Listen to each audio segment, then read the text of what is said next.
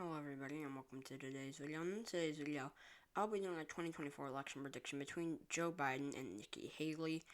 I'm just gonna get started immediately. Happy Easter if you celebrate it. Today was my last day of spring break. I have to go back to school tomorrow. My school year ends and we're almost to the end of the third quarter, so we're getting close, I think. And then after that, I'll just be able to make videos like this, like I've been doing recently, where I make it at like 11:15, upload it at like 11:30 or 11:45. So yeah. So let's get started labeling all of Joe Biden's safe states: Washington, Oregon, California, Hawaii. I do think he would carry Colorado safe. I know I label Colorado safe in almost every election prediction I make, but looking at Nikki Haley's results, I don't have the results pulled up. I discussed it in the Kamala Harris Nikki Haley election prediction. If you go look at the exit polls, Nikki Haley won. She won. If we go look at a lot of these major demographics in Ohio or Colorado, Hispanic and Latino voters, and then for it to be able to shift, they would likely need to do well in the suburbs as well. Nikki Haley was not a good suburban candidate. I mean, she won the suburbs by a lot, yes, but South Carolina's suburbs are extremely red. The part that's bad for her is in 2014, which was a red wave year, mind you, she won the suburbs by less than Trump did 2 years later. And in a red wave, she won the suburbs by only 5% more than Trump did in 2020 after the suburbs had shifted and she was in a red wave year. So she is a very, very bad suburban candidate. So I don't think that she'd be able to do phenomenal in a lot of these areas. I'm going to start by labeling Haley safe states as well. Another problem that Haley has is that she's too Trumpist to do well among anti-Trump voters, but she's not Trumpist enough to do very well among Trumpist voters. And the problem is anti-Trumpist voters don't make up a huge part of the electorate. If we look at these voters, and for example, I guess we can look at rural voters in Kansas. Most Republican voters love Trump.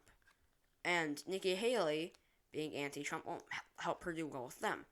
The other voters, the voters that aren't so anti-Trump but are swing voters, or anti-Trump but are swing voters, Haley is too anti-Trump to do well with the white working class. She's also very, very establishmentarian and just has no appeal. She's like Republican Hillary Clinton or Republican Kamala Harris to those voters. She has like no appeal to them. But she's just not strong enough with them either. So that's why she has major flaws. She is a pretty awful candidate. I made a tier ranking a while ago. I put her as an S. I would not do that again. She would probably, I don't remember all like the things. She would probably be like the second worst category. She is an awful candidate. For Biden's likely states, I'm gonna say New Mexico. I forgot to label Illinois safe. New Hampshire. New Hampshire could be a lean. I'm gonna label it. I'm not gonna label it likely yet. Maine, Virginia, Minnesota, Michigan, Nebraska's second. So looking at this, in New Mexico, he won it by like over 10%. Haley, also not a good candidate for minority voters, from what we've seen. In South Carolina, we only saw her performance among black voters. She's not weak. She's strong. Well, not strong. She's like average, I guess. She performed similarly to Trump. I think she underperformed 2016, overperformed 2016, underperformed 2020 Trump. So she did similar. So she's not strong.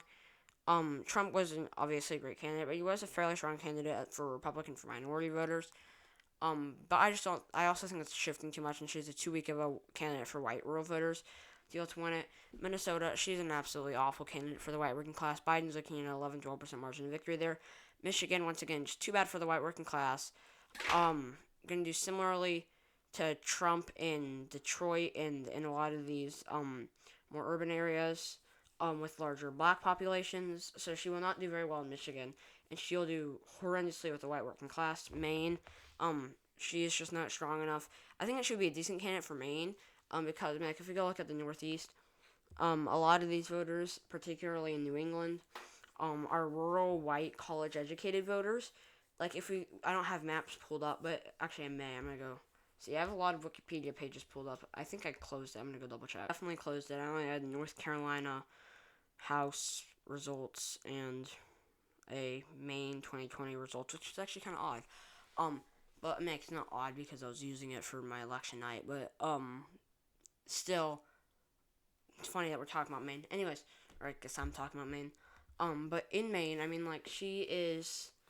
I think she would be a decent candidate with rural white college educated voters. I mean, like, if you look at the maps, these voters in New England make voters that graduated from high school make up like New England has some of the larger percentages of those voters. Um, Maine not as much as Vermont and I think Massachusetts it is, but has one of the higher populations. I think it's like the third or fourth bracket of white college or college educated voters, and they're in a similar bracket with voters who got voters, I guess people who got like advanced degrees or whatever. So she's definitely a strong candidate or a decent candidate, I guess, for Republican for those voters.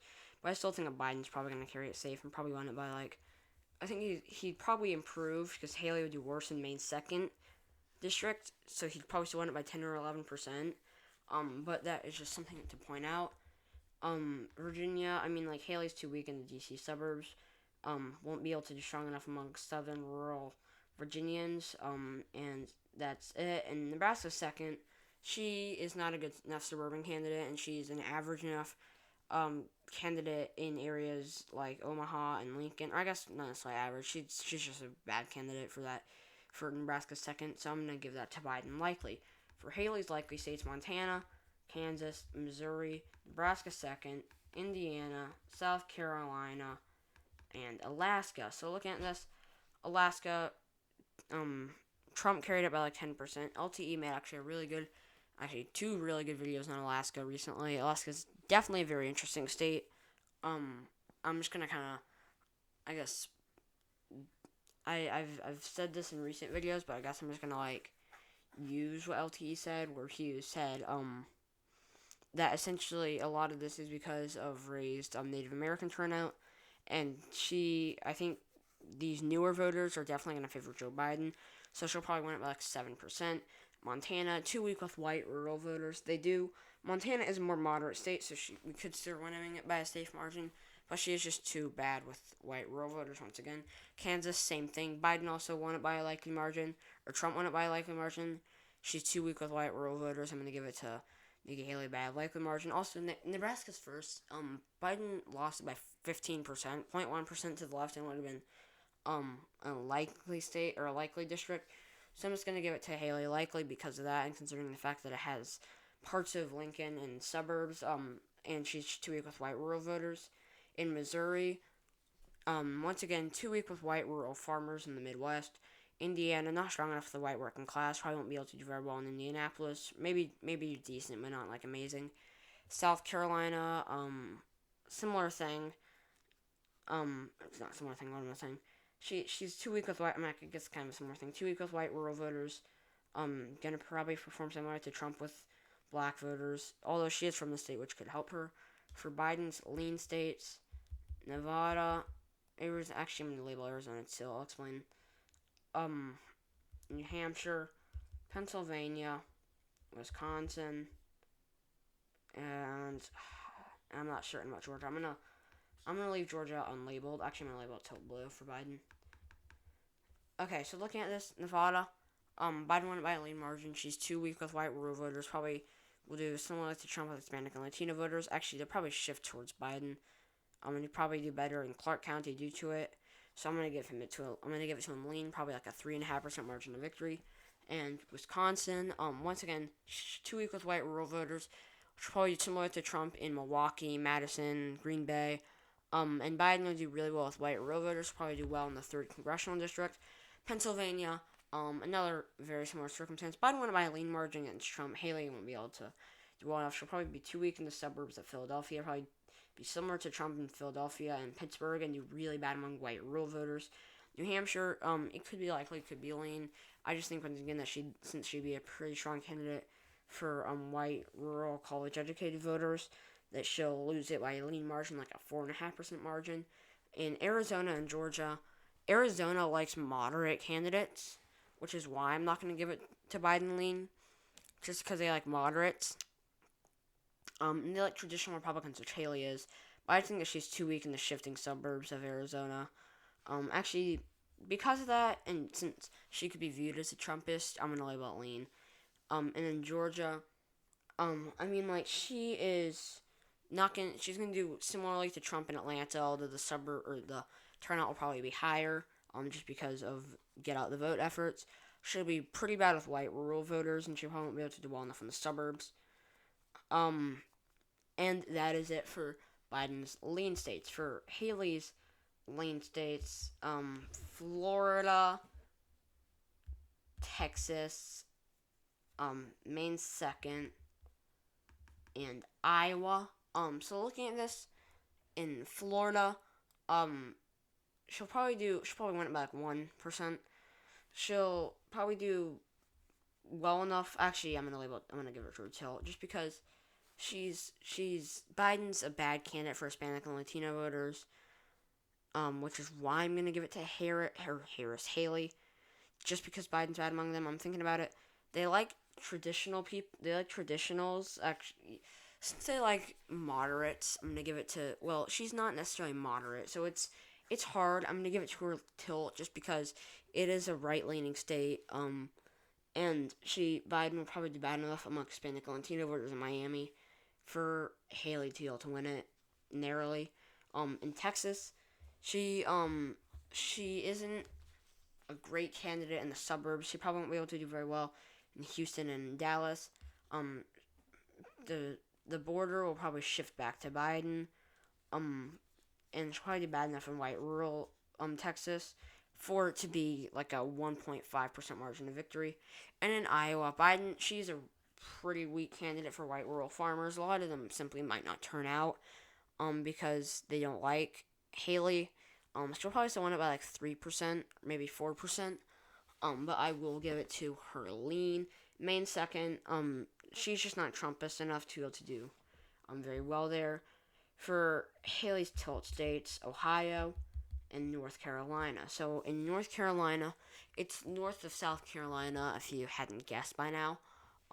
So that might be a bit of a regional advantage. I don't really think that regional advantage exists in politics anymore, or really exist. I mean, like Sherrod Brown would obviously do well in Wisconsin, and we would likely see Mark Kelly do well in Nevada, but it's not enough to be able to overcome all these trends. So I think that she would likely win it by a tilt margin just because she's not strong enough in, actually, well, I'm not certain. She's not strong in urban areas. She's also not strong in the suburbs. She might do decent among white rural voters, but I don't think that she'd do well enough among, I'm not certain. It could be tilt blue. Because I just don't think she'd be able to do well enough among white rural voters. Turnout will probably be down among white rural voters. So I'm actually going to give it to Biden still. It'll be close, but I think that Biden would carry by a tilt margin. But in Ohio, she is horrendous among the white working class. She's also pretty weak in the suburbs, which are very, very red. So they're going to continue to shift. She'd probably lose Delaware County, and she'll just do horrendously in the white rural Ohio, but she's strong enough. Or Biden, I guess it's red enough for it to still go right. It would be narrow, but I think that it would still be a narrow red state. So yeah, thank you so much for watching this video. If you enjoyed it, please leave a like below. Stay tuned for my next video tomorrow. Not 100% certain what to film. Once again, please comment some suggestions down below. I haven't really been working on the DeSantis Biden thing in recent days. I just came back from vacation. I'm about to have to go to school. So I'll try to get some work on it. It probably won't be up by tomorrow, maybe Wednesday, I'm not certain. But yeah, please comment your suggestions down below. I'll see you tomorrow. Subscribe if you haven't already, and I'll see you, there. Bye.